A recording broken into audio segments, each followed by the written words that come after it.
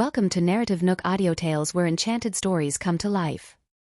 If you enjoy our stories, please subscribe, like and share to support our channel. Enjoy listening.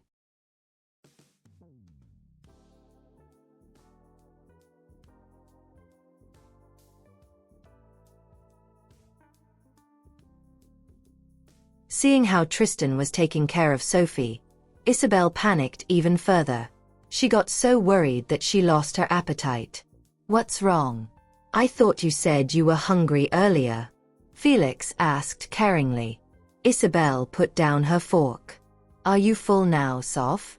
Let me take you out on a stroll," she said. "I should avoid letting Soph meet Uncle Tristan in the future. I really like her, and I don't want to lose a friend like her." Sophie nodded. "I'll be taking Soph out on a stroll now, Uncle Tristan," Isabel informed before dragging Sophie outside. "What's up with her?" Tristan asked Felix. "She's afraid you'll snatch Sophie away." Felix could tell Isabel really liked Sophie. Tristan didn't ask about it further. "Oh yeah, the Lane family has been getting restless recently. Find something for them to do to keep them busy." Tristan put his fork down, raised the wineglass next to him, and gently swirled the wine within. "You mean the Lane family who kidnapped Isabel?" Felix's expression darkened when he heard that. "Yes. Don't worry. Leave it to me." Sean didn't like to talk, but he was efficient and reliable when it came to work. "Oh yeah, did you hear about Jason?" Charles suddenly asked. "What about him? None of you knew his law firm is under investigation? I thought you two were the ones who did it." "I was going to." Felix didn't expect that to happen. "Who did it? Who else dislikes Jason?" Someone anonymously reported Jason's law firm. That someone also sent evidence of his tax evasion to the relevant authorities. Tristan raised his eyebrow. "That's quite a direct and brutal tactic. Jason won't even have the chance to struggle. Who's the one behind this?" "Let's go swimming, Soph," Isabel suggested. There were a lot of things in the resort, including an excellent outdoors pool. "I didn't bring a swimsuit with me," Sophie informed. "You can find anything here. Follow me. I'll take you to buy one." Isabel brought Sophie to the swimming pool by taking the shuttle bus. Before they went in, they headed to the shop to buy swimsuits. Isabel was very excited when she saw the skimpy swimsuits on display. "Wear this, sophomore." She grabbed one of the skimpy swimsuits and gave it to Sophie. "You have a wonderful figure, so you'll definitely look good in this. Wear this one, okay, Soph." As she spoke, she stared at Sophie's chest lewdly. "You're a woman too, Isabel. Can you not be that indecent?" Sophie put the swimsuit back and picked a far more conservative one. "You're too unadventurous, Soph. Those who come to swim will use the opportunity to show off their bodies." Isabel picked a two-piece swimsuit. She, too, didn't have the guts to wear a one-piece swimsuit. After Sophie handed the swimsuit to the owner of the shop, she pulled out a bank card. "There's no need for that, sophomore. This entire resort belongs to Uncle Tristan." "It's fine. I have money." Sophie didn't have the habit of taking advantage of others. She paid for the swimsuit before both of them went to the swimming pool. The weather was still hot despite the fact that it was October already. Therefore, a lot of people were swimming in the pool. The two women changed into their swimsuits in the changing room before exiting with a towel around their shoulders. They both had slender legs and fair skin. Even though there were already plenty of sexy women in the swimming pool, they still stood out. The moment they showed up, a lot of people's attention shifted toward them. It was also then that Casey saw Sophie. He had been busy with his competition, which was why he hadn't gone to find her recently. Little did he expect to see her at the pool. "What are you looking at, Casey?" one of Casey's teammates asked. "A friend I know. I'll go and greet her." When Casey finished, he ambled toward Sophie. "My body looks pretty good. I bet she'll like it. Girls like six-pack muscles, right? I'm surprised to see that you're here too, Sophie. Are you here with a friend?" Casey smiled brightly. Who are you? Sophie didn't want to interact with him. He didn't mind her attitude. Why aren't you both swimming? Do you not know how to swim? If you don't, I can teach you. My swimming skills are pretty good. When he saw the two women sitting by the pool and kicking the water instead of swimming, he thought they didn't know how to swim. No need. Sophie, since you're already here, why not swim and have fun? Sophie stood and stared at Casey. Are we familiar with each other? When Casey's friends saw the two beautiful women next to him, they approached as well. Hey, beautiful. How about we teach you how to swim, too? One of Casey's friends offered. No need, Sophie replied indifferently. Show me some respect, Sophie. A lot of my friends are here. Casey uttered in a low volume with a darkened expression. Sophie is going overboard with her act, even though I'm treating her nicely. Do you have any dignity? Sophie spoke with slight disdain and pulled Isabel away with the intention of leaving. Seeing how Sophie was about to leave, Casey grabbed her shoulder. Stop messing around, Sophie. His expression had darkened completely. Sophie really didn't like people touching her. Let go, she warned for the final time. These are my friends, Sophie. Show me some respect here, Casey muttered. In the next second, Sophie turned around, grabbed his arm, and threw him over her shoulder. Don't touch me. She spoke with contempt. Who does he think he is, touching a woman after being warned not to? Whoa. Oh my gosh. Damn, she's so feisty. I like it. Many people in the pool opened their mouths wide when they saw that. After being thrown to the ground by a woman, Casey crawled up awkwardly. Sophie. There was a threatening tone in his voice. How dare you hit me? He had always been admired and fawned over by women. That was the first time he was humiliated by one. So what if I hit you? Sophie replied coldly. If you don't want it to happen again, you better stay far away from me when you see me. Isabel wanted to scream out loud. It was only then she realized her potential to be a brainless fan. Casey's friends helped him up. One of them asked, Are you all right, Casey? Casey's face remained dark. He didn't expect a small woman like Sophie to be capable of throwing a 1.8-meter tall man like himself over her shoulder so easily. It utterly embarrassed him. When Sophie and Isabel attempted to leave, Casey's friends blocked their path. Do you think you can leave after hitting our friend? We aren't dead, you know. Sophie turned to face the man who spoke up. Then what do you want? You all better stop causing trouble.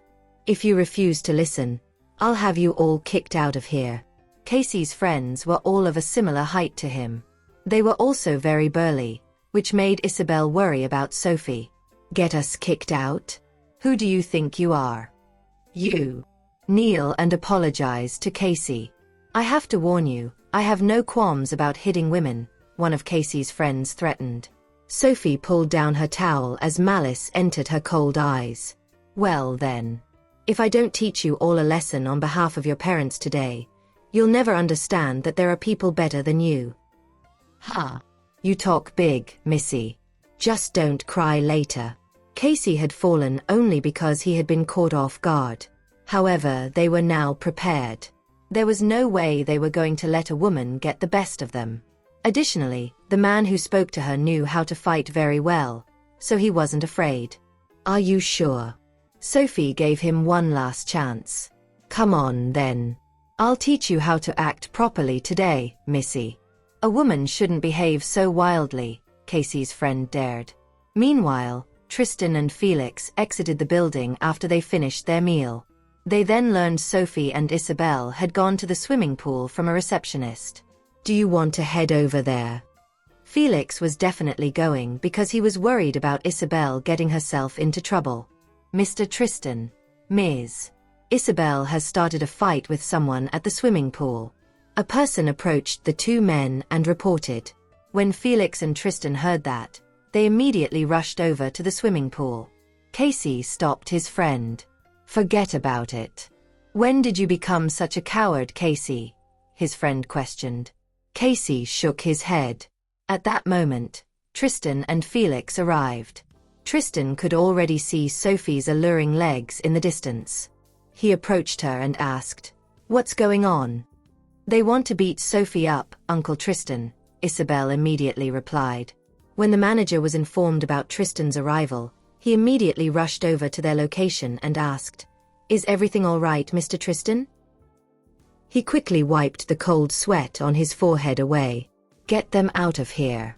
From today onward, they are forbidden from stepping into any properties belonging to the Lombard family," Tristan ordered. "Those who mess with my people will pay the price. All of you, please leave," the manager shouted as he summoned a few security guards. "Do you know who I am?" Casey's friend, the one who knew how to fight, still wanted to duke it out. "I don't know who you are, but the person standing in front of you is Mr. Tristan," the manager informed. That information was enough to deter Casey's friend. After all, it didn't matter who he was when the entire place was owned by Tristan. Those who could afford a vacation at the resort were rich people. No one had seen what Tristan looked like before, but they knew he owned the resort. Since the manager had vouched for Tristan's identity, then there was no mistaking him for someone else. When Casey's friend knew who he had messed with, his legs turned into jelly. "I'm sorry, Mr. Tristan. I didn't know they were your people." He immediately tried to beg for mercy. Tristan didn't even look at him. "What's your relationship with him, Sophie?" Casey didn't want to give up because he still liked Sophie. "It's none of your business." Sophie couldn't be bothered to deal with him. "I'm glad Tristan's here. This swimsuit, while not at all skimpy, would make it difficult for me to fight. I really like you, Sophie." "I'm sorry, but I really don't like you." After that incident, Sophie lost all interest in swimming. The security guards chased Casey and his friends away without mercy. Isabel. Tristan turned his attention to Isabel. Isabel pretended to play with her fingers. "We didn't go looking for trouble with them. They were the ones who wanted to bully Sophie." The look in Tristan's eyes turned even colder. "Seems like I didn't punish those punks hard enough." Sophie approached him, pulled his arm, and headed outside. His aura was so dominating that it was going to chase the other guests away from the pool. "I'm sorry. I shouldn't have caused a scene in your territory." Sophie wasn't sure if he was angry about that. "Don't you want to swim? I'll ask the staff to clear the pool." Tristan glanced at her. "She's wearing too little. I already couldn't take it when she wore that ultra-short skirt and high-waist shirt, yet now she's wearing a swimsuit. I really don't like other men looking at her. No, I'm going to change back to my clothes." She had lost the mood to swim. Tristan grabbed her hand and pulled her back. "You're free to fight if you want to. Just make sure you don't get hurt. Even if you injure or kill someone, with my support, there's nothing you need to worry about." While that was happening, Felix had already pulled Isabel out. "Let go of me, Felix. Why are you pulling me out? It's too dangerous for Soph to be inside there alone," she shouted. Felix was rendered speechless. "Are you worried your uncle's going to eat her whole? I think you should just focus on taking care of yourself." She pouted as she felt aggrieved. "Aren't you sick of looking at me all day? Why do you keep clinging to me?" "Who says that I'm sick of looking at you?" "I do." Isabel rolled her eyes before entering the shuttle bus headed back to the hotel. Felix immediately followed her into the vehicle. Just what did I do this time to piss her off? A woman's thoughts are too hard for me to guess. When Sophie exited the changing room, she saw Tristan waiting for her. She approached him before both of them left together. Charles and Sean had other things to do, so they left first. When Tristan and Sophie returned to the hotel, they saw Felix standing outside of Isabel's room. It didn't matter what Felix said. Isabel refused to open the door. "What's wrong with her?" Sophie asked while shooting Felix a sharp look. "I don't know." She knocked on the door. "Isabel, are you in there? Can I come in?" When Isabel heard Sophie's voice, she opened the door. Sophie saw her friend's red eyes and asked, "What's wrong?" Did Felix bully you? Do you want me to teach him a lesson? No. I don't know what's going on with me either, Isabel answered. It's good that you're fine. When Monday rolled around, it was time for the monthly exam. Sophie got up from her bed, put on her uniform, and went out. She bought 2 buns on her way to school. Before Sophie could eat them, Willow got off a car and faced her. It would appear that Willow had been waiting for her. Why do you live in Wisteria Apartments? Willow asked. Even though Wisteria Apartments wasn't a mansion district, the housing price was still ridiculously high due to its unique geographical location. Back when she wanted to attend Gypsdale Premier High, she had asked her father to buy her a house there. Her father had declined her request. Sophie's expression darkened too, as she didn't want to meet someone she disliked so early in the morning. Why does it matter to you where I'm living? You should know your place, Sophie. I'm here today to tell you that Dad doesn't want you to take Grandpa's shares. Is it him or you who doesn't want that to happen? Are you feeling really scared now, Willow? Afraid that you won't have everything you want in the palm of your hands? Sophie taunted. What do you mean? While Willow was infuriated and upset, she still pretended to be fine on the surface. Then again, how can you lose something that was never yours to begin with? Willow's expression changed in response to Sophie's words. Why does she look like she has everything in her control? I hate that look. She tightened her fists, looking as though she wanted to tear the disguise on her face down. Don't act so smugly, Sophie.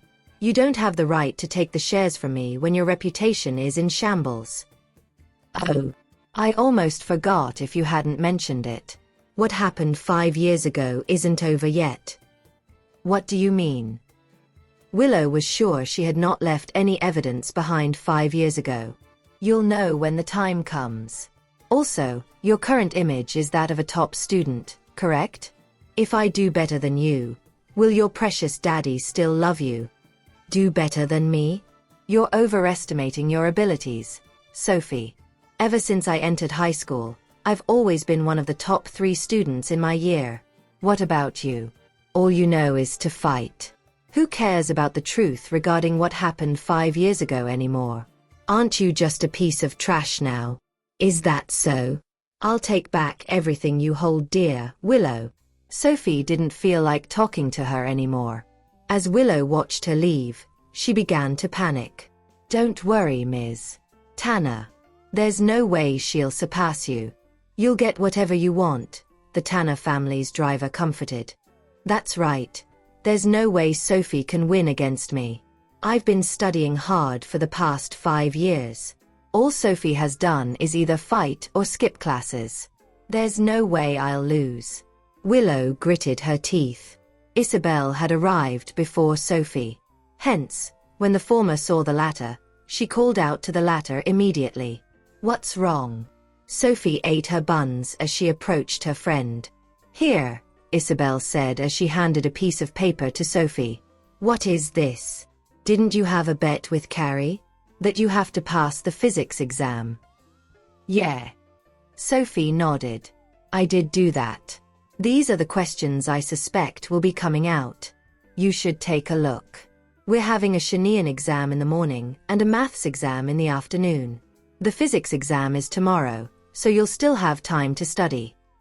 Sophie couldn't help but chuckle when she saw how cute her friend was acting. What's the matter? I'm being serious right now, you know. What are you laughing about? Isabel pouted. My grades aren't bad, you know. I know you're a prideful person, Soph, but we still need to face the reality of things. Fine, I get it. Sophie didn't pay attention in class because she already knew what the teachers were talking about. It was why she opted to spend her time in class sleeping instead. Back when she was in Horrington, the teachers there didn't like her that much. No one really paid attention to her grades. When she was sitting for her exams, she only glanced at the questions. Because of that, people thought she wasn't a bright student. She didn't tell Isabel that she also needed to beat Willow because she was worried Isabel would steal the answers to the exam papers for her. When 9 o'clock rolled around, it was time for the exam to commence. Sophie glanced at the essay question, took 5 minutes to plan what she wanted to write, and began putting words down on the exam paper. It only took her half an hour to finish the essay. Then she flipped to the first page and spent 10 minutes answering basic grammar questions. She spent 20 minutes on the reading comprehension section, and then another 10 minutes writing all the answers down on the answer paper. Without even double-checking her work, she began sleeping.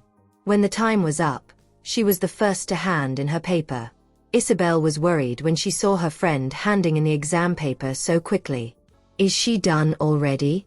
The amount of time given for the Chinean exam was just about right. Although, some who wrote much slower still hadn't finished their essay yet.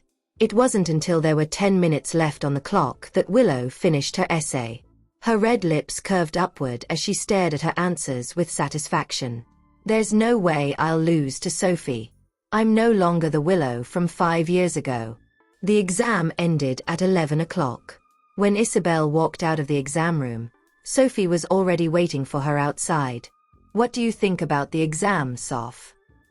Isabel asked. It was okay, Sophie replied. While the exam was difficult for many students, especially the classical prose part, it wasn't at all hard for Sophie. How confident of you, Sophie. Amanda Poole then turned to Willow. What about you, Willow? How hard do you think the Chinean paper was? They were in the top class of their grade, and all of their classmates were aiming to attend the best university in the country after they graduated. Even though all of them thought the exam was difficult, Sophie was there saying it was okay. I also think it was okay. Willow smiled, still maintaining her elegant facade. Why are you asking Willow that question? She always sits in the top 3 each year. No matter how difficult the questions are, she'll always get more than 140 marks. Amanda smiled. I suppose so. You know, since Sophie is Willow's sister, I guess it's only natural that she also finds the exam easy. She was clearly trying to make fun of Sophie, who she thought was bluffing about the exam's difficulty. It's fine if you don't know how to answer the questions, sophomore. I can tutor you after the exam's end. Willow smiled. What a pretentious woman. It's not certain who will be tutoring who at the end. Sophie ignored them and left with Isabel. She could hear a few other girls still praising Willow. Even though Sophie handed her paper in less than 2 hours, she still had the gall to say it was easy. The questions this time around are pretty difficult. It's only natural that Sophie didn't know how to answer them since she spent her time at a school like that in Horrington. Gypsdale Premier High came up with its own exam papers, and it was a lot harder than university entrance exams. Isabel waved her fist. They're all so smug about it. It's all right. Just let them have their moment, Sophie replied. You don't need to care that much about grades, sophomore. Everyone pays attention to it during school, but when we enter society, all people will see is a person's capability. Isabel was worried Sophie would mind. At noon, Tristan ate lunch with the two of them. Tristan's company was half an hour's drive away from the school. However, he spent 50 minutes on the road because it was rush hour. How was the exam in the morning? He asked. He knew their monthly exam was starting today. It was quite difficult. I don't even know if I can score over 120, Isabel replied. Tristan didn't press on with his questioning. He didn't really care if her grades were good or not. Take a nap after you finish your meal. Okay. She always obeyed her uncle's words without hesitation. To be more precise, it wasn't because she was actually being obedient. She was just afraid of him because the consequences of her being disobedient would be awful. After Isabel went to take a nap, Sophie began cleaning up the table. The housekeeper had left after preparing their lunch and would only return to clean up during the afternoon after Sophie and Isabel had gone back to school. However, Sophie couldn't bear looking at the leftovers sitting on the table. After she cleaned the table up, Tristan gave her a notebook. What is this? She asked. It's a notebook I prepared for you. When she opened the book, she realized it was a physics notebook. The contents inside were tidy and easily understandable. The handwriting was also pleasant to look at. You made this for me? Yes. Tristan intentionally wrote it slowly and neatly because he was afraid Sophie wouldn't understand his handwriting. While she wanted to say she didn't need it, she was touched by how much effort he put into the notebook. Is this how you chase after girls, Mr. Tristan? Nope. You're the first and last person I'll ever chase after. He might appear cold, but he was actually a passionate person. Sophie was speechless. At 3 in the afternoon, the math exam started. Sophie only took 10 minutes to finish the 12 multiple-choice questions. It was even easier for her to complete the questions where she needed to fill in the blanks. When she started on the subjective questions, she spent more than half an hour doing so because she needed to write down all the steps. There were still 40 minutes left on the clock when she finished the paper. Due to the monthly exam, she wasn't going to attend the night self-study sessions for these 2 days. After Sophie walked out of the exam room, Josiah called. Can you come back tonight, Soph? I've already asked the lawyer to prepare everything. He had promised to give her the shares, so he would. Can I refuse to take it, Grandpa? Listen to me, sophomore. I know you don't like dealing with this, but this is my way of protecting you, he persuaded. With the shares in her hand, her husband's family won't dare to bully her after she gets married. This is the best I can do to help her face the harsh reality. Fine, I get it. Before Sophie returned, another person called her. It was Yale. I'm waiting at the back of the school. Come now. His authoritative tone made her uncomfortable. After she exited the school through the back entrance, she saw Yale's Mercedes-Benz sitting at the side of the road. When the driver saw her, he drove toward her and let her enter. How were the exams? Yale asked. Sophie raised her eyebrow. Does he really care about my grades? Don't you know I don't like studying? Are you asking me that question to make me feel awful? She had no intention of showing him a good attitude. No matter what happens, I'm still your father, Sophie. You look ill-mannered like this. Yale frowned. Stop spending your time hanging outside of the school. You should follow your sister's example by learning how she studies and interacts with the world. He couldn't understand why there was such a big difference between his 2 daughters. Learn from her? Is she even good enough for me to do that? Sophie sneered. Her sneer would make people uncomfortable and terrified. Let's cut to the chase. You aren't allowed to take the 20% shares your grandfather is giving you. That was the main reason Yale was there. Since Grandpa is giving it to me, I will take it. Sophie was giddy when she saw her father's pissed-off expression. Sophie. His voice began to sound like he was warning her. I'm telling you not to take the shares. If you refuse to listen, don't blame me for what I'll do. It didn't matter who he was dealing with. As long as that person was a threat to him, he would show no mercy. The only person he loved the most in the world was himself. Sophie pushed the door open and exited the vehicle. I'm sorry, but the shares aren't the only thing I want. I want the whole company. The more desperately her family wanted to keep something to themselves, the more she wanted to take it away from them, even if she couldn't care less about having it. You talk big for an incompetent girl. Yale didn't want to argue with her any further. After all, in his eyes, she was just a senior student without any notable skills or academic achievement. He didn't believe she would cause much trouble for him. When Sophie arrived back at the Tanner residence, everyone except for Caleb was already there. When Yale and Charmaine saw Sophie, their expressions darkened. They could scarcely believe she had the guts to take the shares that Josiah had the nerve to hand out. Come and talk with me, Sophie. The lawyer hasn't arrived yet, Josiah said. Dad, this 20% is far too important to Tanner Group.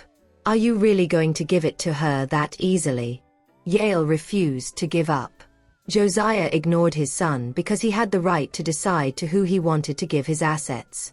Dad, Soph is still young. If you give her such an incredibly valuable thing, you may end up hurting her instead of protecting her. Why would I be hurting her? You know, it breaks my heart to see neither of you cares for her. Tanner Group doesn't only just belong to our family now, Dad. There are other shareholders paying attention to what you're doing. If you give those shares to a girl like her, we won't be able to protect her. If the other shareholders come after her. Yale knew the struggle for power had always been like that. Josiah remained silent. Obviously, he knew about that as well after spending many years in the business world. Sophie is your daughter. If you two dare to touch her, I won't let any of you get away with it. He knew he didn't have long to live. Sophie will only have herself to depend on once I pass. She has to get stronger. Are you scared, Sophie? He asked. Sophie held her grandfather's hand. I've never been afraid, Grandpa.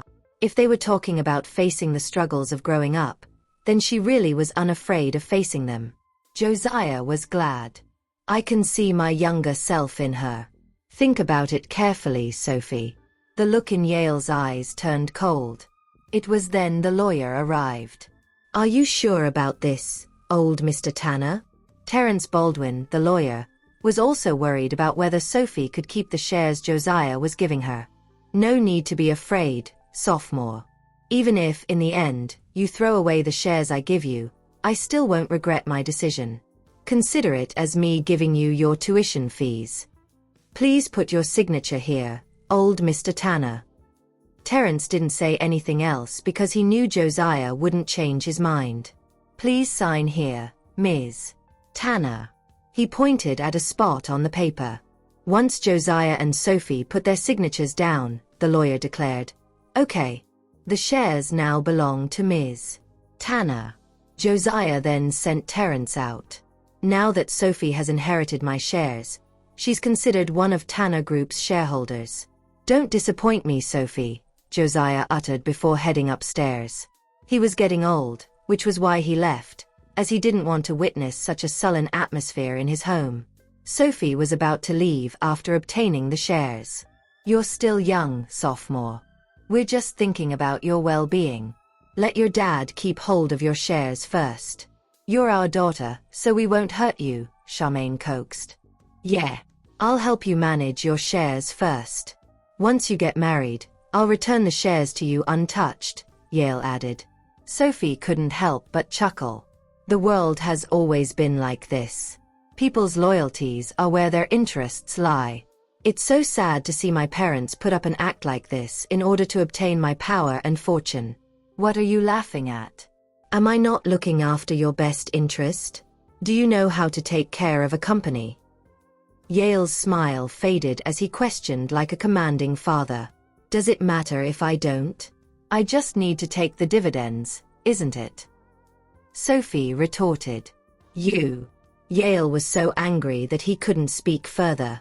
Think about it carefully, sophomore. The other shareholders in Tanner Group are all vicious schemers. A girl like you isn't their opponent. Charmaine acted as though she was a kind mother. I'd rather die in their hands than in you two's. You. Charmaine was pissed off as well. Fine. Now that you're all grown up, I can't control you anymore. You better protect your shares well and don't let them slip out of your hands. Don't come and beg us for help when you have nothing left. Even if I have nothing left, I won't come and find you both. Sophie grabbed the document, turned, and left. How did I give birth to a piece of trash daughter like her? Charmaine was so angry that she smashed the cup on the table. Willow had been staying silent at the side. It was then that she spoke politely. She won't be able to gloat for long, Mom. That's right. She won't be. That 20% share is nothing when you marry into the Laird family. When that time comes, you can get whatever you want, Charmaine assured. After all, Mrs. Laird likes Charmaine and has been nurturing her as a daughter-in-law. Yeah. When Willow thought about Mason, she felt a little giddy. So what if Sophie likes Mason? In the end, I'm the one who's going to marry into the Laird family. Sophie grinned as she stared at the document in her hand outside of the Tanner residence. So this is all they have been pining for, eh? Instead of calling for a taxi, she wanted to go on a stroll. Every time she found herself in the Tanner residence, her worldview was shattered. Do you want me to stop, Mr. Tristan? The driver asked. Isn't Mr. Tristan here to meet Ms. Tanner? No need. Just follow behind her slowly. The driver silently drove the car slowly. He would occasionally stop for a few seconds before proceeding just to keep the car a safe distance from Sophie. He wondered what she was thinking that prevented her from noticing the car had been following her for a long time.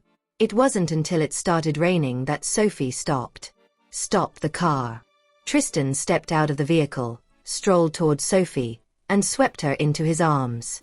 When she raised her head, she saw his handsome face. "Why are you here?" she asked. "To pick you up." By the time Tristan carried her into the car, they were already soaked from the heavy rain. "Head to Wisteria Apartments," he ordered. When they arrived at Wisteria Apartments, Tristan filled the bathtub with hot water and added a few drops of essential oil before carrying Sophie into the bathroom. "Don't you think you've been getting a little too familiar with carrying me, Mr. Tristan?"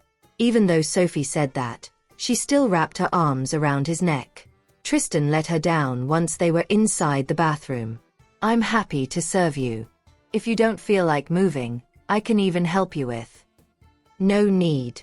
She immediately pushed him out and leaned against the door. "It's a little worrying that the great Mr. Tristan is willing to do so much for me. Guess I'll stay inside longer." The weather changed very fast. Even though it was just rain during fall, the weather was already quite cold. She took off her clothes and entered the bathtub.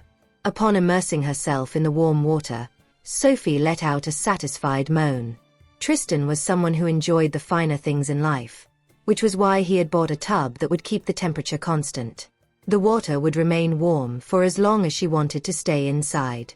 There was no need to worry about it going cold. Outside, he took a simple bath and changed into a casual outfit. When he got out, he heard Sophie's phone ringing. Since she hadn't left the bathroom yet, he picked up the phone. There was a string of numbers on the screen without a name. Tristan didn't answer the phone and simply knocked on the bathroom door. "You got a call. There's no name listed on the screen." "Okay. I'll answer it after I get out in a moment," Sophie answered. "Don't spend too much time inside. Otherwise, you'll faint." Sophie only left the bathtub and changed into a casual outfit after she heard the door closing. Then she glanced at the phone and saw it was from Butterfly. "What's up? You finally picked up the phone. I thought something had happened to you." "What can possibly happen to me?" "Oh yeah, Captain Shepard brought Dr. Yaron back. He asked me for your number, saying he wants to thank you." "That's good to hear. There's no need to give him my number though. You know, Captain Shepard is quite a good talker at Gypsdale. It won't hurt you to know him better." "No need." Sophie was used to being alone. It was just by coincidence that she formed wings of light. "Gosh, what am I going to do with you?" "Fine, do what you want." "Is there anything else? Can't I chat with you for fun?" Silence was the response Butterfly got. "I still got things to do, so I'm going to hang up now." After Sophie dried her hair and exited the room, she saw the food that the staff from Pegasus Pavilion had delivered. "You haven't eaten yet?" She wondered why Tristan hadn't eaten yet even though it was already late. "Nope. Come and eat with me."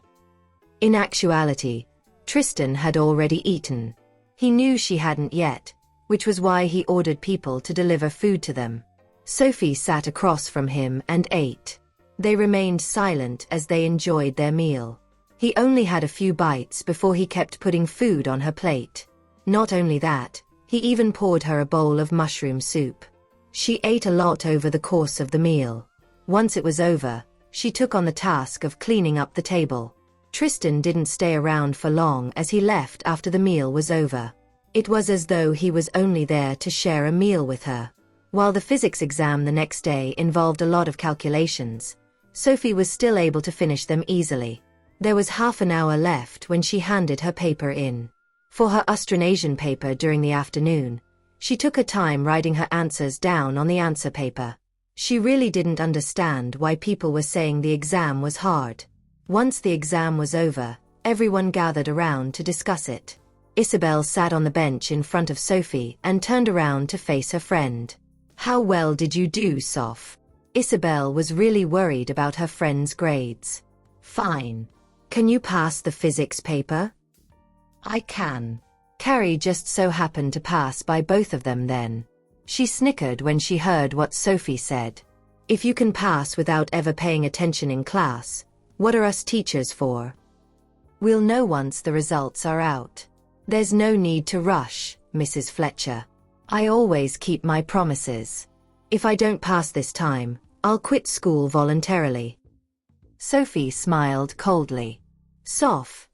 Isabel was worried because the physics paper had been really hard.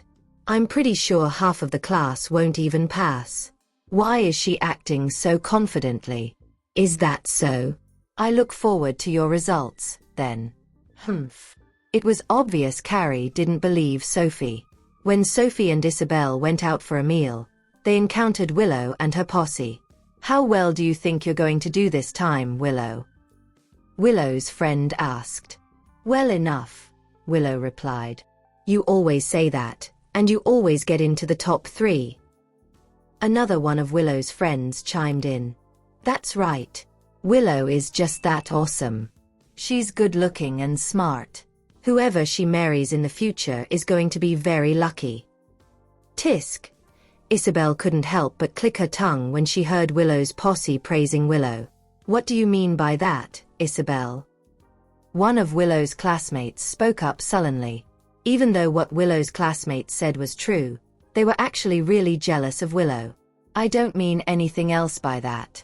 This isn't your home, so why do you care what I'm saying? Isabel retorted. You. Forget about it. There's no need to waste our time talking to a bunch of awful students like them. Any one of the students in our class can crush them easily, one of Willow's classmates mocked. It was true that senior class 1 students would utterly stomp on senior class 8 students. While that was the truth, it still pissed Isabel off. So what if you're all good at studying? That's the only thing you nerds know how to do. Who are you calling a nerd, huh? A girl in glasses pushed Isabel back. So what if I'm calling you all nerds? Isabel refused to back down. The girl in glasses wanted to hit Isabel, but Sophie caught her arm. Keep your hands to yourself, Sophie warned. You think you're untouchable just because you won against Queenie? So what if you're good at basketball when your grades suck? What's there to be proud of? Sophie sneered. Is intelligence the only thing you're proud of? In that case, just you wait until the results for the monthly exam comes out. Once she finished her sentence, she left with Isabel. How are her grades, Willow? The girl in glasses asked. Sophie sounded as though she was confident she'll be getting good grades for the exam. Nothing impressive, Willow answered. Good. We'll see how long she can act so smugly. Inside the offices of Gypsdale Premier High, the Shanian teachers were already marking the papers. There were around 30 teachers using the internet to mark their papers. Suddenly, a teacher jumped up. Oh my God! This is the first time I've seen an essay like this in all my years as a teacher. What's wrong?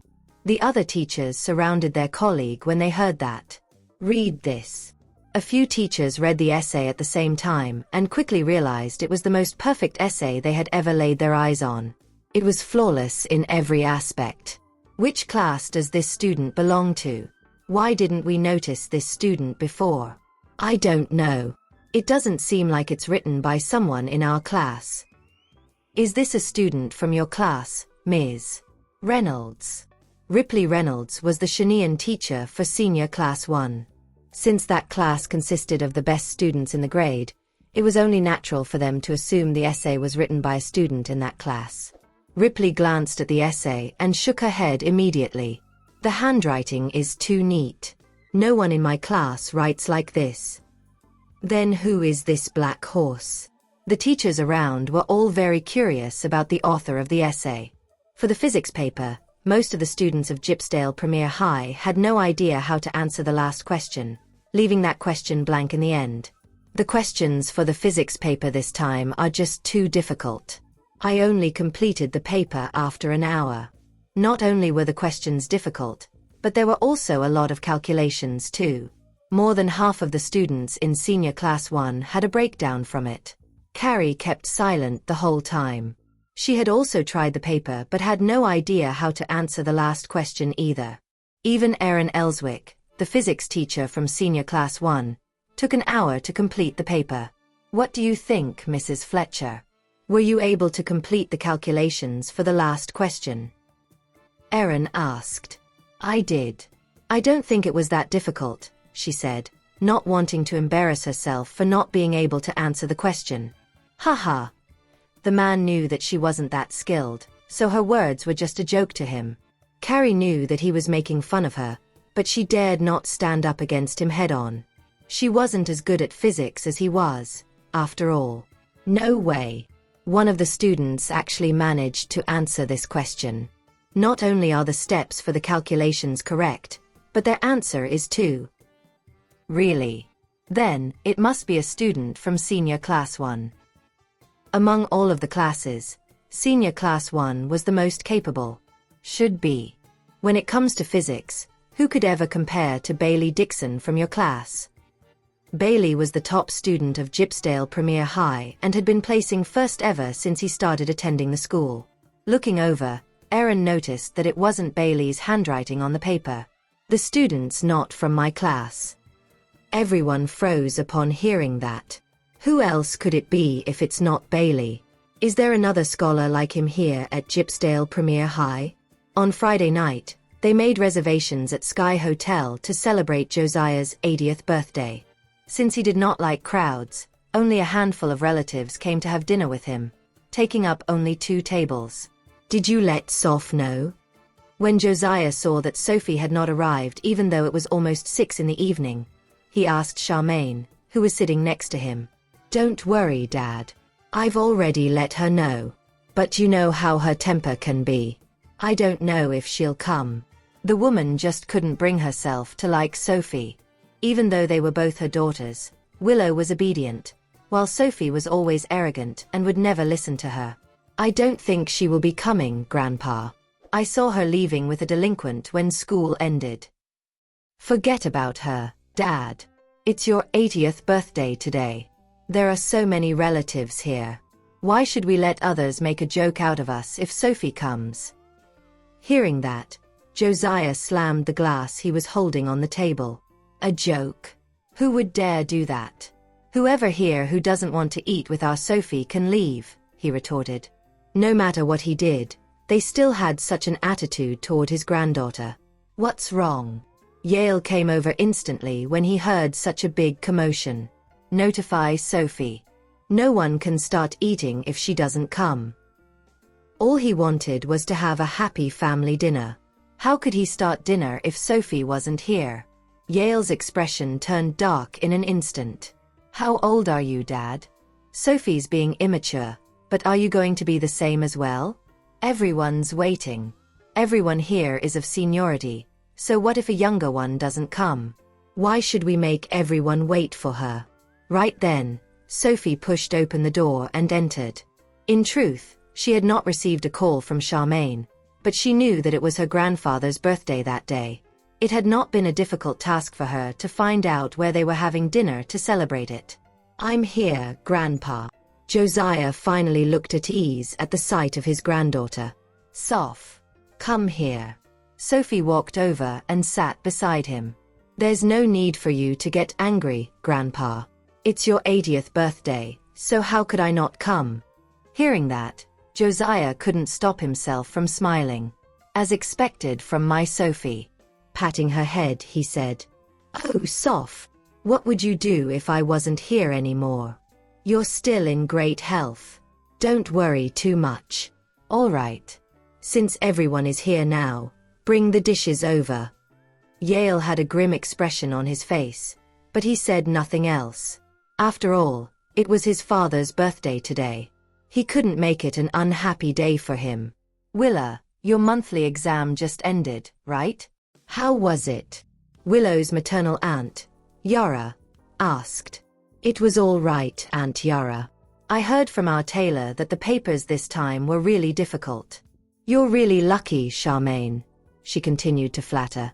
Charmaine was delighted when everyone turned their attention to Willow.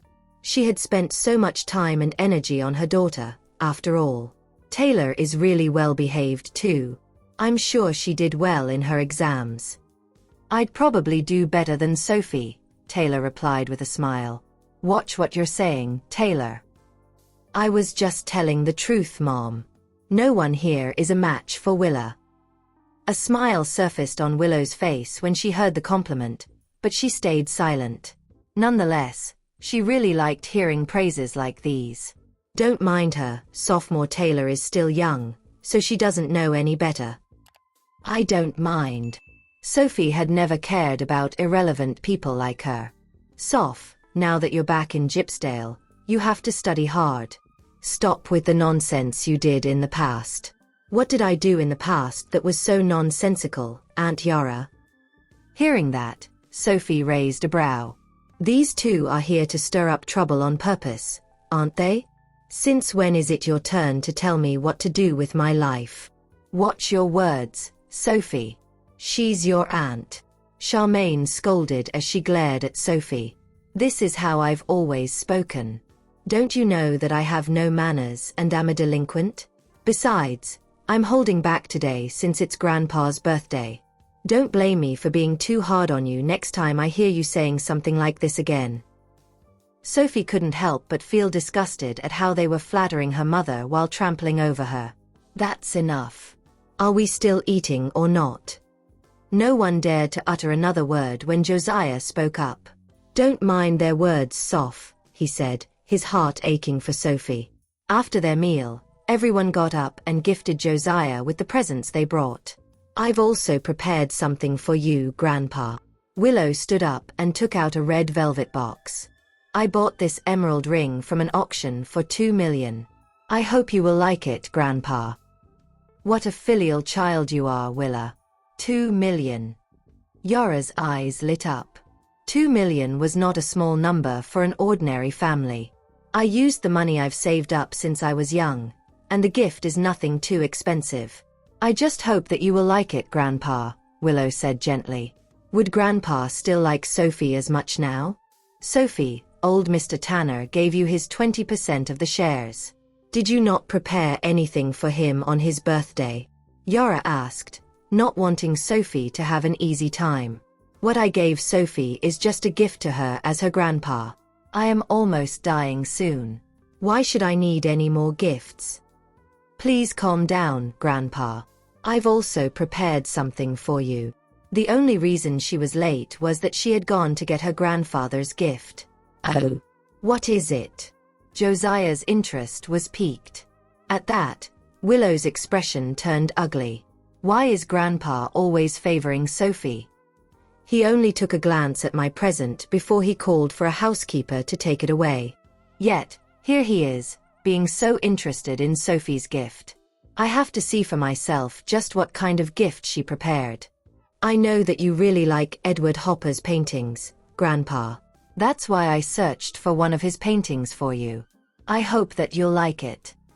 What? Edward Hopper's painting? Are you dreaming, Sophie? Do you know how expensive his paintings are? At least come up with something more believable if you're going to lie. Right then, the door to the private room opened. Then, a man in a suit walked in with a 1.5-meter wooden case in his hands. Is Ms. Tanner here? Here. Sophie stood up, and the man handed her the case. She opened up the case and pulled out the painting from inside. Then, she held it up so that Josiah could have a look at it. He was indeed very fond of Edward Hopper's paintings. It was to the point where he was obsessed with them. The man smiled in an instant. He quickly put on his reading glasses to carefully study the painting before him. I really like this painting, sophomore. But where did you get so much money? Edward Hopper's paintings were extremely expensive, after all. How is it possible that an 18-year-old girl like her would be able to buy an authentic painting, old Mr. Tanner? This must be a fake, Yara ridiculed. There's not an ounce of sincerity in her. Who said that it's fake? This is an original painting of Mr. Hopper. I even have the documents to prove it. the man in a suit said as he took out the documents. Then, the documents must be fake too. Yara said, still refusing to believe it. I wish you a long life with great prosperity, Grandpa. Sophie had put in a lot of effort in order to get the painting. However, everything was worth it as long as Josiah liked it. Do you really believe that it's real, Grandpa? Even though Willow knew nothing about art, she didn't believe that Sophie was capable enough to get one of Edward Hopper's paintings. It's real. He had been analyzing the art for so many years. There was no way he wouldn't be able to tell if it was real or fake. Everyone was shocked at his words. How on earth did you get your hands on it, Sophie? Sophie only left the Tanner residence after she sent Josiah back. Stop right there, Sophie. Hearing that, she halted her footsteps. Willow immediately made her way toward her. Where did you get the painting? It's fake, isn't it? How can you lie to Grandpa? Everything I own is authentic. Anything that's fake is just worthless to me. Is anything she can't get fake to her? The man who drove the Lamborghini gave it to you, didn't he? How shameless of you, Sophie. How dare you use your body in exchange for something? Nonetheless, he's only interested in you for now. Once he loses interest, do you think you'd be able to marry into a wealthy family with that reputation of yours?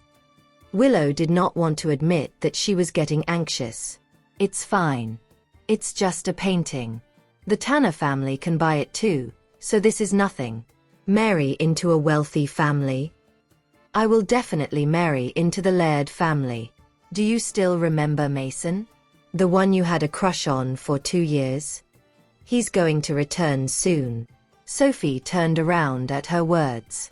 Is that so? Then, let me congratulate you in advance. Willow, you set me up back then all because of Mason, didn't you? I don't know what you're talking about. You don't know? I'm sure you'll know what I'm talking about soon. Then, Sophie left, leaving Willow alone. Mason is going to return soon. I have to take advantage of this chance. Meanwhile, Charles invited everyone to have dinner at Azure Club to celebrate his sister Winter, getting 3rd place in a perfumery competition. Winter had always liked Tristan. She had been preparing to marry him ever since she was in middle school. Now, she was quite famous in the perfume industry and even had her own fragrance company. I'm worthy of being with Tristan now, right? Time passes so quickly. The snotty Winter from back then is now all grown up, Felix teased. What are you talking about, Felix? When was I ever snotty? I'm not spewing nonsense. I remember that you liked following the 4 of us around, and you'd always cry your eyes out at the littlest things. Felix. Winter was so embarrassed to be talked about like that in front of the person she liked. She glanced at Tristan, who was sitting in front of her. How can he be so handsome? Right then, Isabel arrived with Sophie. Having found out that the rest of them would be hanging out here, the former insisted that they come, and she was adamant that the latter accompany her. Felix instantly went to welcome them when he found out that they were here. Why are you here and not sleeping, Ms. Lombard? Even though he had asked the question, he was quite happy that she was here. Is there a problem with being bored? Isabel was too lazy to be bothered by him. She stepped in once the waiter opened the door. Congratulations, Winter. I heard that the perfume you concocted for the competition was really special. Upon seeing Sophie, Tristan stopped drinking and got up to pull out a chair for her. Then, he gestured for her to sit down. Have you eaten yet? Yes. Then have some juice. At that, Tristan called for a waiter and ordered 2 glasses of fruit juice for Sophie and Isabel. It was all right, Winter replied to Isabel. Yet, she kept her gaze on Sophie. Let me introduce her, Winter. This is my classmate, Sophie Tanner. Hello, I'm Winter Quigley, she said with a smile. She's Charles's sister. You'll have a lot of opportunities to meet each other in the future, Tristan whispered in Sophie's ear. Hi. Sophie Tanner. She got up and shook Winter's hand. You guys should skip class tomorrow. We'll go have some fun, Felix suggested. Sure. It's been a long time since I last went out to have fun, Isabel answered, feeling excited. Where are we going? Charles asked. We're at a club right now. What can't we do here? Tristan was planning to send Isabel and Sophie home by 11 at night later. That's true. Then, the group headed to the game room next door. Winter grabbed onto Isabel, and the two of them walked at the back of the group. Isabel, your uncle's treating Sophie so differently. What's their relationship? As a woman, Sophie was being too big of a threat to her. What do you mean, Winter? Sophie is just a classmate. Besides, there's a huge age gap between them. Sophie wouldn't see him that way. You silly girl. Is there a woman on earth who wouldn't want your uncle? Any woman would dream to be with a man like Tristan. Who would care about the age factor? Sophie is different. Other women couldn't wait to have him for themselves the moment they laid eyes on him. However, Sophie was different from them. I hope so. What am I thinking? She's just a high school student. Even though she is beautiful, I'm sure her looks are all she has. Let's play pool, Charles suggested. He knew that his sister liked Tristan, but the man did not see her that way. However, he still wanted to create opportunities for her since Winter was good at playing pool. Sure, she replied instantly. Winter always wanted to show her best self when she was with Tristan. Do you know how to play, Sophie? Isabel asked. She wasn't as interested in pool. Nope, Sophie answered. She wasn't interested in the game either. It's fine. I can teach you, Tristan said as he walked over to where she was. Once they entered the room, he said, You guys go ahead and play first. I'll teach Sophie and Isabel how to play. Tristan arranged the balls on the pool table and explained the rules of the game to Sophie and Isabel. However, Isabel wasn't interested in it at all. Can I not learn, Uncle Tristan? She asked as she didn't like the game. Sure. Why don't you find something else to play with? After that, he guided Sophie on what to do, and the latter nodded as she listened to the rules. Do you remember everything? Tristan asked. I'll try. As she spoke, she picked up the pool cue to give it a go. Leaning over the table, Sophie aimed at the balls just as the man had instructed. Seeing that her posture wasn't correct, Tristan walked over and helped correct her. With the position they were in right now, their bodies would press against each other even if only one of them were to move slightly. Sophie wasn't used to being so intimate with a grown man, and she couldn't stop herself from getting distracted. Focus. Tristan was just as distracted, but he quickly calmed himself down. I can't let my imagination run wild. She's only 18. I can't think about those things. I can wait for her to grow up. Okay. Sophie tried her best not to let the man's breath affect her. Aim at the balls. Your left hand should be this way, and your right like this. Yes, that's right. Tisk. TSK. I've never seen Mr. Tristan so patient before. Tristan could get a hang of things he was learning very quickly. However, not even Isabel, who was most loved by the Lombard family, had gotten such a hands-on class from him before. Obviously, Winter also saw it, and she couldn't help but clutch tightly onto her pool cue. Charles patted her shoulder and said, Winter, you're my sister. There's no man out there that you can't get. Come on, let's not think about him anymore. I'll introduce someone good to you in the future. He had been friends with Tristan for so many years. Naturally, he knew how the man's temper was. Winter smiled bitterly at that. I'm fine, Charles. She's just a little girl. Maybe Tristan is just taking care of her as if she's his little sister. After all, no matter how you see it, a girl like her isn't worthy of someone like Tristan. However, Winter herself had never been so intimate with him before. Meanwhile, Sophie got the hang of the game with just a few tries. Let me try it on my own. Just like Tristan, she could learn things really quickly. In just a short while, she felt that she had already gotten the hang of it. He let go of her hand, and the feel of her skin lingered on his palm. Tristan secretly heaved a sigh once he let go of her. The girl's impact on him was getting bigger. He didn't seem to want to let her go once he grabbed hold of her. Sophie gave it a try on her own. She knew the rules and also the postures, so it wasn't difficult for her. Do you know how the game works now? Winter came over and asked.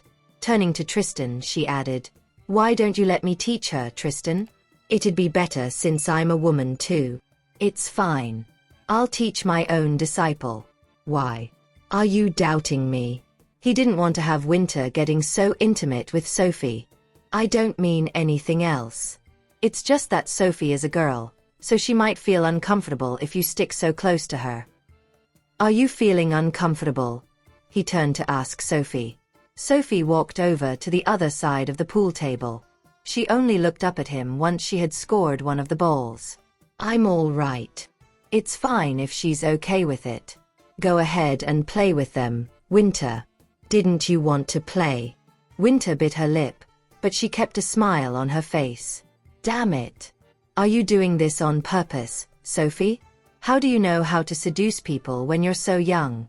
Tristan stopped bothering with Winter when he saw that Sophie's posture was wrong again. He quickly walked over to correct her. Lowering his head, he saw that the top of her breasts was showing because she was leaning forward. Tristan's eyes darkened at the sight of this. This little vixen always manages to seduce me even without the knowledge of doing so. He quickly looked away and corrected her posture. "Don't wear clothes like this from now on." Sophie straightened up and looked down at her clothes. "What's wrong with it?" "This shirt is really normal. The collar's too low." The two of them were acting as if there wasn't anyone next to them, and Winter's face paled. Charles instantly walked over to drag her back to their table. "All right. Stop looking. What can she do even if she continues? No one can control what Tristan thinks or does." Winter bit her lip. "Charles, Mr. Tristan's treating her so well. No one knows what's on his mind. Just mind your own business. Don't mess with her, understand? It seems like Mr. Tristan has already taken the girl under his wing. That means he won't tolerate anyone who messes with her." "I know. How could she not know his temperament?" Nonetheless, she liked him and, thus, couldn't stand seeing him treat other women so well. Sophie finally got the hang of it after practicing more. "Not bad," Tristan said, giving her a rare compliment. "Our Soph is that great. She can do anything." Isabel couldn't help but feel proud herself when she heard Tristan complimenting Sophie. "Are you up for a game, Sophie?" Even though Winter had a smile on her face, what she felt toward the girl before her had completely changed. "Winter," Charles warned.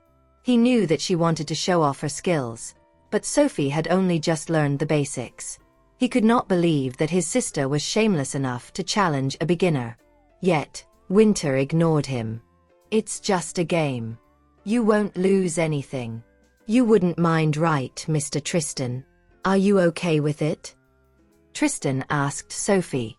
"It'll be fine even if she doesn't want to play." "Of course," Sophie said as she slowly picked up the pool cue. Isabel got up from her seat in an instant. She knew that Winter was picking on Sophie on purpose. "That's not cool, Winter." As the youngest of the Lombard family, Isabel didn't hold back her words. She liked Sophie, so naturally, she wanted to protect the latter. "It's just a game, Belle. Why are you making it sound like I'm bullying her?" "I won't force you if you don't want to, Sophie. It's fine. It's just a game, so it doesn't matter who wins." Rolling her wrist to stretch it, Sophie added, "You can go first." "It's okay. You're new, so you go ahead," Winter said. "I'm the best among the other women when it comes to playing pool. As a beginner, how dare she tell me to go first? She's really overestimating herself." "Are you sure?" "Yes. Mr. Tristan, is your disciple as good as you are? Can she score all the balls in one go?" Tristan ignored her words. To him, Winter was just Charles's sister. Sophie started the game. Her moves were a little rusty, so she could not get the game off to a good start. Seeing this, Winter smirked inwardly. I'll have to show Tristan that there's nothing more to a little girl like her. I have to show him just how vulnerable she is. I'm the only one worthy of being with Tristan. It doesn't matter in what aspect, I'm the best suited to be with him. Sophie looked up and smiled at her. I'm sorry. I'm still a bit rusty. Then, she continued. Leaning over the table, she aimed and hit, scoring 3 red balls in one go. What great luck, Winter sneered. It's her first time. She just has beginner's luck. Alas, Sophie's following actions merely served to increase Winter's fury. The final ball soon rolled into the hole. Winter had lost the game without even getting a chance to play. Seeing that, Charles, Felix, and Sean could barely hide their shock. Is this her first time playing this game? She's too good. Isabel flung her arms around Sophie. Oh, that was amazing. Soph, you're my idol. Tristan scoffed. She has a great teacher, that's why. Mr. Tristan, you're indeed amazing. I can't believe you taught her this well in a short time. What are they talking about? No wonder Mr. Tristan treats her differently. She's indeed different from what I expected. Winter's expression turned dark when she heard everyone lavishing praises on Sophie. It's getting late. I'll give them a ride home. You can continue with the game. Tristan spoke up. Sophie and Isabel were both 12th grade students, so they couldn't stay up late. I'm taking my leave too. Mr. Tristan, I didn't drive here. Can you give me a ride home? Winter asked. Tristan was leaving, so there was no reason for her to stay behind. The new perfume was about to be released soon, so she was pretty busy with work. It's not convenient, Tristan rejected her without hesitation. Winter nearly popped a vein in frustration. Isn't it obvious that I have a crush on him? Can't he see it? How could he be this heartless? Charles, she's your sister. You brought her here, so take her back home yourself. I'll do that. I'll give Isabel a ride home. Her house is right beside mine anyway, Felix offered. Sure. Uncle Tristan, make sure Sophie gets home safely, all right? Isabel implored. Let's go. No one will be stupid enough to dare to harm her if she's with Mr. Tristan. Felix dragged her out. Winter wasn't about to give up just yet, but Charles didn't give her any chance and pulled her away. Charles, why did you drag me out? I can walk myself, she huffed angrily. Charles sighed. Winter, you're my sister. I know you're smart, and our family has always been proud of you. However, you have to remember you can't win someone else's love just because you're smart. Tristan doesn't love you. No matter how much you work hard, he won't notice you. In fact, if you weren't my sister, you wouldn't even get to be in the same room as him. How does someone as smart as her become a fool when in love? Charles, I don't want to hear that. I want nothing more than to be with him. You'll help me, right? Winter whined. I'm the daughter of the Quigley family, and Charles is a good friend of Mr. Tristan. Everything is in my favor, so I can't give up just yet. Be good. I can help you elsewhere, but this is beyond my capabilities, Charles said. He wanted Winter to listen to his advice and give up, for her crush was fated for a bad ending. Don't do something that you'll regret. Winter hung her head low and insisted. But I worked hard. I can be his perfect partner. Charles shook his head. Whether or not you are a suitable partner for Mr. Tristan depends on his preference. No one else can make up his mind for him. Tristan was born into an influential family, so he didn't need a wife to elevate his status. All he wanted was a woman who he loved. Tristan drank that night, so he didn't drive. His driver was already waiting outside. After spotting them, the driver got out of the car and opened the door for them. Tristan gestured for Sophie to enter the car before him. The driver then closed the door and returned to the driver's seat. He didn't need any orders, for he already knew where they were headed. Mr. Tristan, are you all right? Sophie asked. He seems pretty downcast today. I'm fine. My head's throbbing a bit, that's all. Then ask the driver to give you a ride home first. She didn't mind going home a bit later. Tristan leaned on her shoulder and shut his eyes. I'm fine.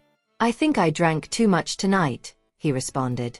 Sophie stiffened the moment his head landed on her shoulder. The man implored. Let me lean on you for a bit. Can I say no? Obviously not, since he's already leaning on me. When the car rolled to a stop at the underground parking at Wisteria Apartments, the driver didn't wake them up. He left them alone and went out to smoke. As he didn't know whether Tristan wanted to stay here, he decided to wait till Tristan woke up. Sophie didn't wake Tristan up either. She remained in her seat and allowed him to rest.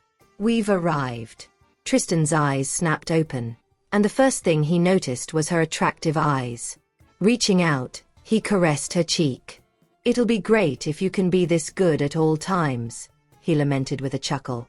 Tristan had always been indifferent to others.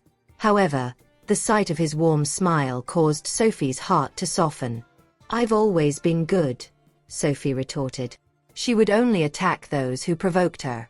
If someone had the guts to invoke her wrath, she would definitely teach that someone a lesson without holding back. Do you need help with Tanner Group? As of now, Tanner Group was no longer a threat in Gypsdale. No need. I can handle it myself. She had to do this herself to savor the joy of accomplishment. Be careful. Don't hurt yourself. He wouldn't allow anyone to lay a hand on her. Don't worry. I'm not that weak. Tanner Group was about to hold its annual board meeting soon. As one of the directors, Sophie thought she should show her presence at the meeting. Otherwise, they would think she was no longer alive. Do whatever you like. Don't worry. She can do anything she likes with Tanner Group. Sophie nodded. Willow wants Tanner Group for herself, so I'll take it from her. Tristan sat up. You don't have to see me off. Wisteria Apartments is perfectly safe, Sophie said. He was feeling unwell and should head back home to rest. Let's go. Tristan pretended not to understand her rejection. As he was already here, he would have to send her to the door of her house safely. Perhaps he wanted to spend a few more minutes with her. Why don't you spend the night here instead of going home? She suggested. What? Sophie explained. Don't take me wrongly. This is your home, and I'm staying here temporarily. You have your own room here too. There's no need to explain anything. I didn't mean anything else, she insisted. After all, she wasn't an easy woman. A young lady's reputation is important. I don't want others to slander you, Tristan told her. Sophie isn't afraid of me, but I'm afraid I might do something to her. She can affect me greatly. If I spend the night with her, I might lose control over myself. I respect her too much to tarnish her reputation. Tristan accompanied her to the door and watched as she entered the house before leaving. Mr. Tristan, thanks. Tristan turned at his shoulder. Suddenly, he had the urge to stay behind. He gave her a gentle hug. Don't thank me. I don't need your gratitude. What do you want? Sophie lifted her head to look at him. She had nothing but gratitude to offer him. Tristan pressed a kiss to her forehead. I'll wait for you to grow up and understand me. She was still too young, and her life was full of possibilities. He was willing to give her more time to get what she wanted before getting together with him. Monday arrived in the blink of an eye. The students arrived at their classroom and immediately started chatting about the monthly exam. I'm doomed. The parent-teacher conference will be held after the results are released. Yes. My mom will kill me. What should I do? The results should be out by now. I can't bring myself to find my results. When you find out yours, help me find mine too. Those who did badly in the test dared not find out their results. Soph, don't be nervous. Even if you failed your physics paper, you don't have to leave Gypsdale Premier High. If you leave, I'll leave with you. Sophie had said nothing after arriving at school, so Isabel assumed she was worried about her results. There's no need for that. What? Soph, I'll go wherever you go. I'm your fan. Isabel enthused. No matter what Sophie did, Isabel would side with her willingly. Class is going to start soon. Go back to your seat. Sophie didn't feel like talking. She preferred silence, and her classmates were too noisy. Don't worry. I'm here, and I'll protect you, Isabel promised. Right then, Carrie entered the classroom with the answer sheets. She could barely believe her eyes when she saw the physics results of the students. Slam. She slammed the answer sheets onto the table loudly. I thought you were merely students with bad grades, but at least you had good characters. To my utter shock, something this serious happened in Gypsdale Premier High, in Senior Class 8. How embarrassing is this? Carrie started yelling the moment she stepped into the classroom. The students were confused by her action. Bobby finally stepped out to ask, Mrs. Fletcher, what happened? You've been yelling at us for some time, but we still don't know what's going on. He couldn't hold it in anymore. Carrie had never liked their class, and it was unreasonable for her to yell at them for no reason. Carrie stopped her lecture. Before explaining the matter, I shall announce everyone's physics exam marks. Carrie then proceeded to announce everyone's marks. There were 36 students in total, and only 6 managed to pass the test. The rest scored around 40 to 50 marks. The students fell silent after hearing their results. Their physics weren't good to begin with. This time, the physics test was too difficult. Thus, they assumed it was natural for Carrie to yell at them. Did you forget my marks? Sophie inquired. Sophie, shut up. Don't you know that you suck? Yes. Our class was the second last in physics. Now that you're here, we've fallen to the last place.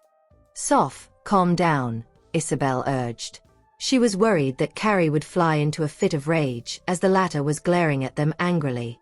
Mrs. Fletcher, before Sophie came, our class physics results used to be second last. You should be blaming Sophie. Lenora chimed in. Lenora, shut up. Isabel hissed.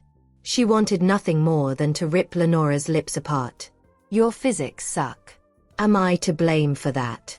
Lenora was one of the 6 who passed a physics test. Her results were always good, so she was pretty smug about herself. How much did I score? Sophie asked calmly. Sophie Tanner, full marks. What? Mrs. Fletcher, have you gotten it wrong? It was practically impossible for a student to score full marks for the physics test this month.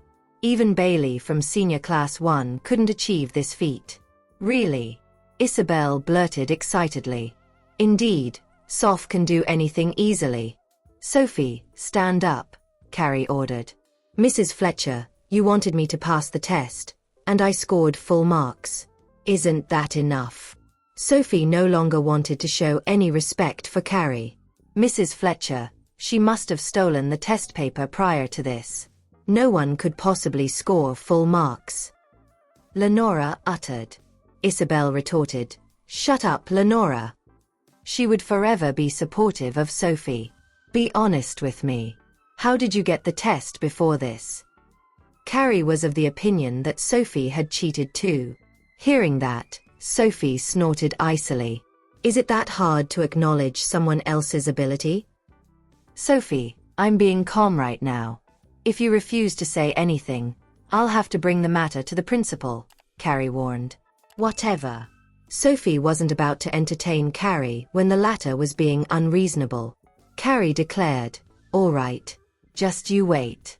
Gypsdale Premier High can tolerate students with bad results, but will definitely expel those who cheat. Gypsdale Premier High had this policy all along, so Sophie wouldn't be the exception. Furious, Carrie marched out of the classroom and slammed the door shut in her wake. The students of Senior Class 8 fell silent for a few moments before bursting into an uproar. Dear Menet, Mrs. Fletcher has always been mean to us. If we score badly in our physics test, she has to bear some sort of responsibility too, right? That's right. She often answers calls and plays games on her phone during class. Does she have a powerful background? Otherwise, Why would she get to teach here? The students of Senior Class 8 had been unsatisfied with Carrie for a long time. She had gone too far with her actions today. All right. Everyone, calm down, Bobby announced. He went to Sophie and asked, Sophie, you didn't cheat, right? Bobby. Isabel huffed. No, Sophie responded nonchalantly. Lenora snorted. Sophie, even if you were to cheat, you shouldn't copy everything and get full marks. Be smart. Do you think anyone will believe you're capable of getting full marks?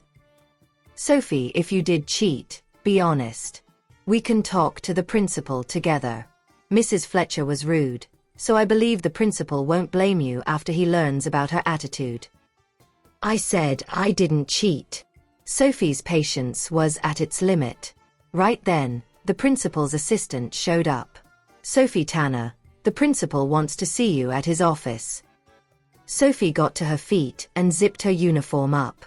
Soph, I'll accompany you, Isabel offered. She meant what she said. If Soph gets expelled, I'll leave the school with her. No need. I can handle this myself. In the principal's office, Carrie was still complaining about Sophie. Mr. Langston, Gypsdale Premier High has been an elite school for decades. We can't let one student ruin our reputation. It's unacceptable that this has happened in Gypsdale Premier High. Carrie raged. Sophie. Come, have a seat, Andy said warmly. Sophie padded over and sat on the couch across from Carrie. Andy parted his lips to say, I heard you scored full marks for your physics test this time, Sophie. Sophie inclined her head. But Mrs. Fletcher doesn't think you're capable of doing that, so she thinks you cheated. What is your explanation? I didn't cheat, came Sophie's answer. Carrie sneered. You were expelled from Horrington High School but scored full marks for your physics test. Don't you think your lie is too much of a stretch? Mrs. Fletcher, please mind your words, Andy reminded. Mr. Langston, I'm merely stating my doubts. Right then, Sophie asked, Mrs. Fletcher, do you have evidence to prove that I cheated during the test? No. I refuse to believe that you can score full marks though. Mrs. Fletcher, Andy said, and there was a finality to his tone that warned her to stop talking. Carrie is too rude to her students. Thank you for listening. If you have enjoyed this story, please like and share so others can see it too. Also hit the subscription button and notification bell so you can be notified on our next release. Thank you for your support. God bless you.